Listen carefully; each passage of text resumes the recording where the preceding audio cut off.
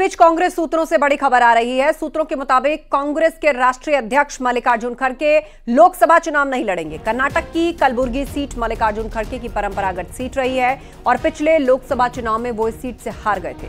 फिलहाल मल्लिकार्जुन खड़गे राज्यसभा मेंबर हैं और वो नेता विपक्ष और पार्टी अध्यक्ष भी हैं।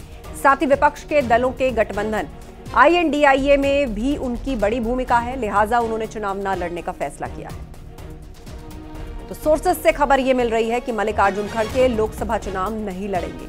फिलहाल वो राज्यसभा से सांसद हैं, पार्टी के अध्यक्ष हैं।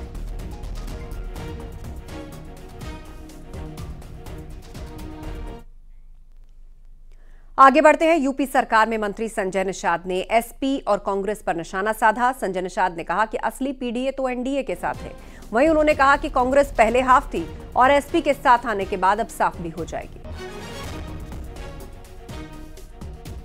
NDA ने अपने लिए 80 में से 80 सीट जीतने का लक्ष्य रखा है, लेकिन अखिलेश यादव तो कह रहे हैं कि आप सारी सीटें हार जाएंगे, आपको कुछ नहीं मिलना है। इस बार NDA सरकार से बाहर है। NDA के साथ PDA है ना, हम पिछड़ा हैं, राजभर भाई, आशीष पटेल जी हैं, राल्डी आ गए, सारे पिछड़े इधर हैं और पिछड़े के नाम पर राजनीति करने वालों ने किया ही नहीं 30 साल से। इसलिए सारे पिछड़े, सारे दलित, अल्पसंख्यक भी और सारे, कोई ऐसा जात बिरादरी नहीं है जिसके लिए मोदी जी ने चिंता न किया था। जहाँ मोदी जी निषाद के घर जाके चाय पीकर या दर्शाना कि 70 साल से सताए गए लोग हैं, त्रेता में भगवान राम को उतारने वाले वंशज करने थे और प्रधानमंत्री आवास योजना में मकान मिला, उज्ज्वला मिला।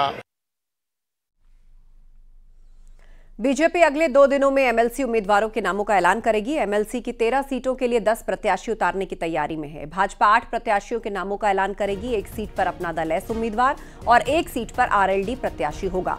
बीजेपी अपने सहयोगी दलों के प्रत्याशियों के साथ नॉमिनेशन करेगी। आपको बता दें, MLC की 13 सीटों के लिए 11 मार्च तक पर्चे भरे जाएंगे।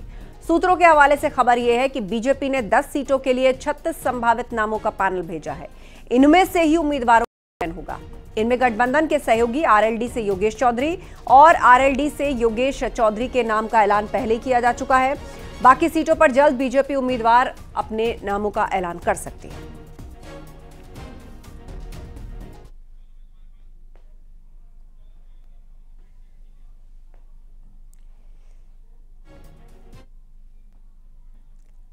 तो NDA के 10 प्रत्याशी उतारने की तैयारी है।